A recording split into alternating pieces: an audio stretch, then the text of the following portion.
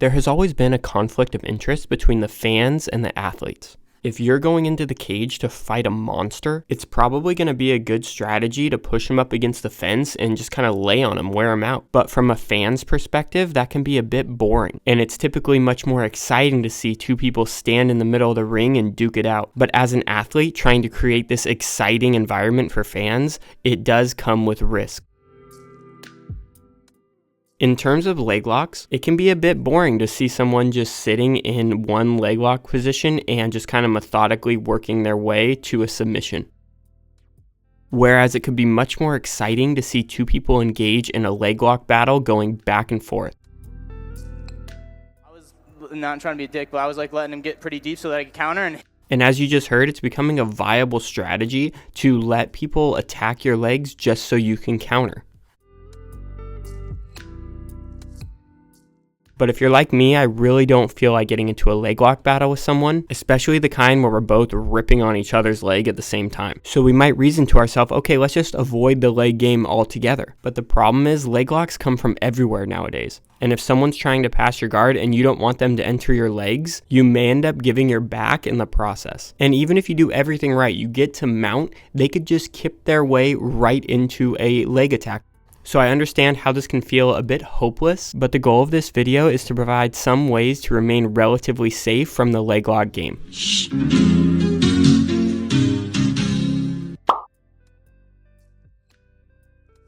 If you've listened to John Danaher or Gordon Ryan talk, you've definitely heard them talk about inside position because it's the basis for their whole style of jiu-jitsu.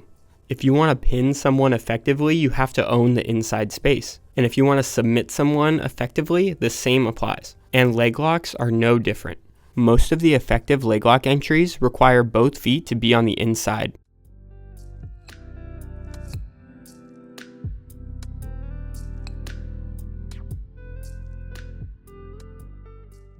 Yes, there are some attacks your opponent can do if they have outside position.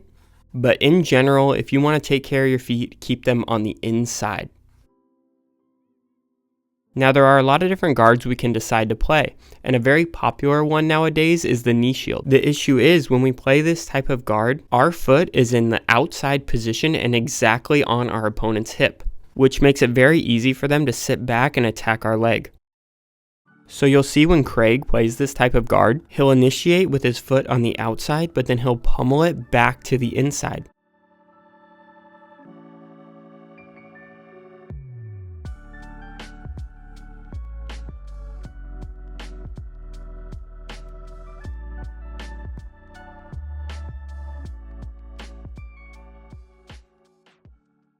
So if your foot remains on the outside, you're kind of baiting a leg lock battle, which again is becoming a viable strategy. Not trying to be a dick, but I was like letting him get pretty deep so that I could counter. But if your goal is to keep yourself relatively safe from counter leg locks, a better strategy might be to play something like butterfly half guard where your feet are both on the inside.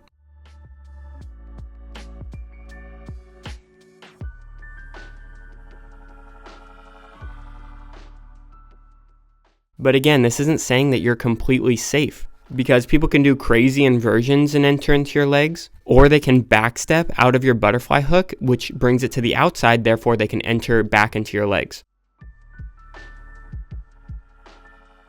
But just as a general rule, if you're building your game around closed guard, that's fine, just be aware that you're susceptible to them falling back on a leg lock. And if this is something that you're concerned about, it might be better to play something like butterfly guard where both your feet are on the inside. Now, mount and close guard are very similar positions, and we just talked about how the person on top of close guard has the ability to enter into the legs. And if the top person gets swept and now they find themselves on the bottom of mount, they still have those same entries into the legs, which is why the kipping escape is becoming more and more popular. So if we're trying to avoid the legs, we need a way to deal with this escape. Now, you probably learned this outside elbow escape on your first day of jiu-jitsu, where you trap your opponent's foot initially in 3/4 mount and then ultimately putting them back into a form of guard. What's interesting is over the past month or so, I've seen a couple people intentionally put themselves back in this 3/4 mount position, and Oliver Taza used it to attack the legs himself.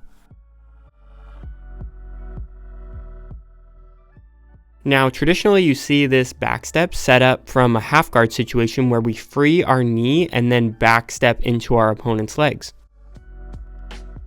But Taza set it up from full mount. And I think the reason he did this is because he felt his opponent kind of getting a little too close to his hips. So he takes his foot and pummels it back to the inside position, which prevents his opponent from doing the kipping escape. And because Taza has an underhook on this side, I think it was relatively low risk to dismount in this manner. And it ultimately allowed him to finish the match.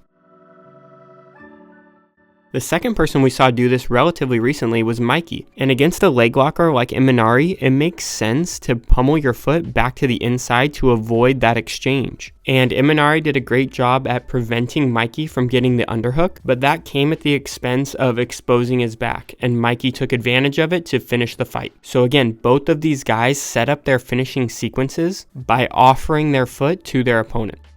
So now let's say either we screw up and our opponent takes the inside position, or we just want to play some sort of guard that requires outside control like De La Hiva. The primary concern we have is this back step right into inside Senkaku. And this can happen fast. You see Craig reach through and pull the knee so that the knee remains facing Craig, and that allows for an easy back step.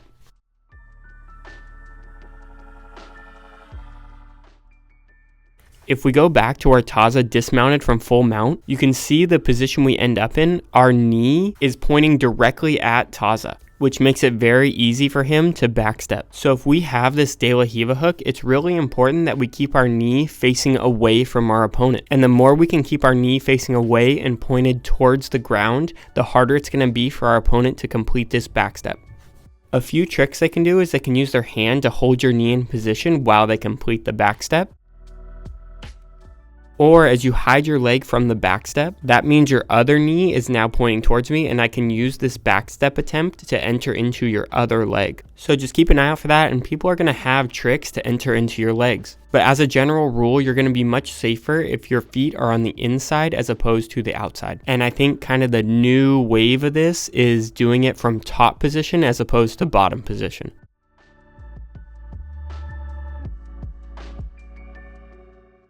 Now, if you're thinking to yourself, man, this guy puts a lot of effort into these videos. I wish there was a way I could support him. You can always check out the Patreon. It's a great way to support the channel.